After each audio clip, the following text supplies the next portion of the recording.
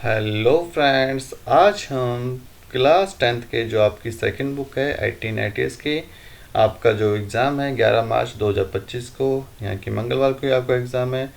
तो आपके लिए मैं इम्पोर्टेंट क्वेश्चन का ये पार्ट 4 लेके आया हूँ। तो इसमें इम्पोर्टेंट जो आपकी सेकंड बुक है, जो आपका सब्जेक्ट है 1880s का, इसके मोस्ट इम्पोर्टेंट प्रश्न लेके आया हूँ। अध्याय के हिसाब से मैंने इनको प्रश्न को डिवाइड किए हैं। प्रत्येक अध्याय में से मैंने 10 प्रश्न जो बहुत महत्वपूर्ण प्रश्न हैं उनको निकाला है। इससे पहले मैंने 3 पार्ट कंप्लीट कर दिए, जिसमें पहले अध्याय फर्स्ट के 10 क्वेश्चन निकाले हैं, फिर आपके अध्याय 2 में, फिर अध्याय 3 कंप्लीट किया है। आज हम अध्याय 4 के जो मोस्ट इम्पोर्टेंट प्रश्न बन सकते हैं वो आज हम इसमें सोल्यूशन करेंगे बच्चों। तो आपकी जो ये टैगलाइन है, इससे बार कुछ भी नहीं, आखिरी प्रहार अब की बार 10वीं पार। तो इस टैगलाइन को ध्यान में रखते हुए और मेरी इतनी मेहनत किए हुए इसको ध्यान में रखते हुए मैंने आपकी पूरी बुक को महत्वपूर्ण प्रश्न निकाले हैं, ताकि आप इस वीडियो को पूरा देखें और आपके एग्ज़ाम अच्छा जाए। तो आपका भी कर्तव्य बनता है, आप अपने फ्रेंड्स को ज़्यादा से ज़्यादा इस वीडियो को शेयर करें, क्योंकि बस लास्ट दिन बचा है आपके पास। और मैं आपसे दावे कहता हूँ, अगर इस सीरीज़ को आपने कंटिन्यू देखा तो 80 प्रश्न से बाहर कुछ भी नहीं होगा। तो आज हम तो स्टार्ट करते हैं। तो बच्चों, वीडियो को लाइक एंड शेयर कर दिया करो, ठीक है। तो सब्सक्राइब भी कर दिया करो चैनल। तो आज हम पार्ट 4 देखेंगे, अध्याय 4 देखेंगे। इससे पहले हम ये कंप्लीट कर चुके हैं अध्याय 3। अब अध्याय 4 पे चलते हैं। अध्याय 4 क्या कह रहा है? डेटा का विश्लेषण और मैक्रोज का उपयोग। तो इस अध्याय में हम सीखेंगे कि लिब्रे ऑफिस कैल्क में डेटा का विश्लेषण कैसे किया जाता है और मैक्रोज का उपयोग करके कार्य को स्वचालित कैसे किया जाता है। तो इसके जितने प्रश्न बन सकते हैं अध्याय 4 के मैंने बनाए हैं, मोस्ट इम्पोर्टेंट 10 प्रश्न। तो पहला प्रश्न है, लिब्रे ऑफिस में कैल्क में डेटा विश्लेषण के लिए कौन सा विकल्प उपयोग किया जाता है? तो डेटा विश्लेषण के लिए हम पाइवेट टेबल का उपयोग करते हैं। तो पहले का आंसर क्या होगा? Pivot table. प्रश्न नंबर 2, लिब्रे ऑफिस में कैल्क में मैक्रो क्या होता है? तो लिब्रे ऑफिस में कैल्क में मैक्रो होता है मैनुअल कार्य को स्वचालित करता है। तो आंसर क्या होगा? मैनुअल कार्य को स्वचालित करता है। प्रश्न नंबर 3, शॉर्ट विकल्प का उपयोग क्यों किया जाता है? तो ये डेटा को व्यवस्थित करने के लिए हम शॉर्ट विकल्प का उपयोग करते हैं। लघु उत्तर वाले प्रश्न देख लो बच्चों।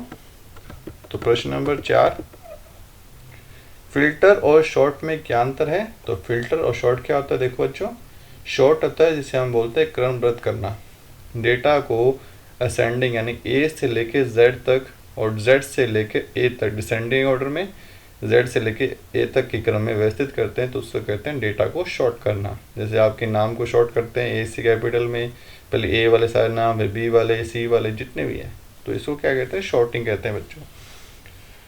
नेक्स्ट आता है फिल्टर यानी छानना। उसमें से किसी डेटा में से, बड़े डेटा शीट है उसमें से आपको कुछ विशेष आपको डेटा चाहिए, तो उसको कहते हैं फिल्टर करना, जिसके बोलते हैं हिंदी में छानना।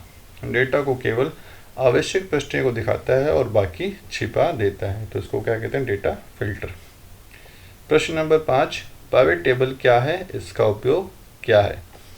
तो पाइवेट टेबल एक विशेष टूल है जिसका उपयोग बड़े डेटा सेट का विश्लेषण करने और सारांश बनाने के लिए और रिपोर्ट तैयार करने के लिए किया जाता है। प्रश्न नंबर 6, ऑटोफिल सुविधा का उपयोग कैसे किया जाता है? तो ऑटोफिल सुविधा का उपयोग डेटा या फॉर्मूला को शीघ्रता से कॉपी करने के लिए किया जाता है। इस नीचे और दाएं कोने में माउस ड्रैग करके लागू किया जाता है, ठीक है। तो ऑटोफिल हो जाता है, जैसे आपने 1 लिखा, 2 लिखा, फिर 1 और 2 को सिलेक्ट करके आप नीचे तक, जहाँ तक आप उसको ड्रैग करके लेके जाओगे तो वहाँ तक ऑटोफिल हो जाएगी आपकी काउंटिंग। फिर आते हैं दीर्घ उत्तर वाले प्रश्न। तो दीर्घ उत्तर में पहला प्रश्न, 7 नंबर प्रश्न क्या कह रहा है? मैक्रोज को रिकॉर्ड करने और चलाने की प्रक्रिया समझाइए। तो रिकॉर्ड और चलाने की प्रक्रिया देखो, टूल्स मैंने खोले, टूल्स में जाए, फिर मैक्रोज पे जाएँ, फिर रिकॉर्ड मैक्रो चुने। दूसरा है रिकॉर्डिंग शुरू करें, वांछित क्रियाएं करें, जैसे डेटा जोड़ना, फॉर्मूला लागू करना।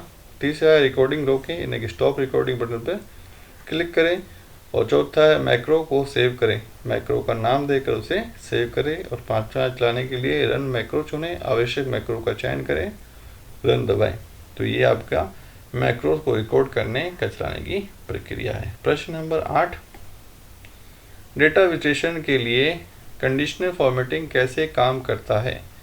तो कंडीशनल डेटा विश्लेषण कैसे काम करता है, कंडीशनल फॉर्मेटिंग का यूज़ क्या है? तो कंडीशनल फॉर्मेटिंग का उपयोग डेटा को रंगों और स्वरूपों के आधार पर विश्लेषण करने के लिए किया जाता है। उदाहरण के लिए किसी भी सेल को चुनें, फॉर्मेट पे जाएं, कंडीशनल फॉर्मेट में जाएं, और तीसरा है नियम सेट करें, जैसे कि अगर मूल्य 50 से अधिक हो तो रंग क्या हो जाए? हरा हो जाए।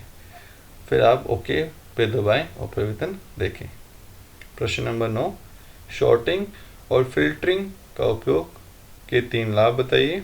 तो डेटा को व्यवस्थित बनाना, जैसे डेटा को ए से लेके जेड तक, जेड से लेके ए तक के क्रम में आसानी से सेट किया जा सकता है।